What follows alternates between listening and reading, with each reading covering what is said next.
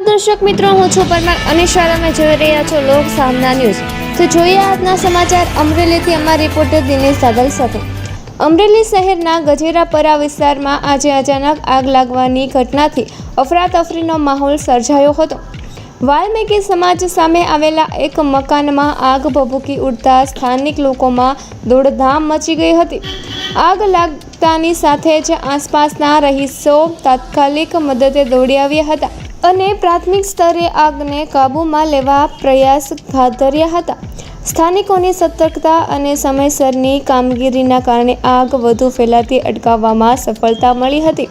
ઘટનાની જાણ થતાં જ ફાયર વિભાગની ટીમ પણ તાત્કાલિક ઘટના સ્થળે પહોંચી હતી અને આગ પર સંપૂર્ણ કાબૂ મેળવવાની કાર્યવાહી હાથ ધરી હતી। સદનસીબે કોઈ જાનહાનિના સમાચાર સામે આવ્યા નથી। જોકે આગ લાગવાના કારણે અંગે વધુ તપાસ હાથ ધરવામાં આવી રહી છે। તો ફરી મળીશું એક નવા સમાચાર સાથે, ત્યાં સુધી જોતા રહો લોક સામના ન્યૂઝ।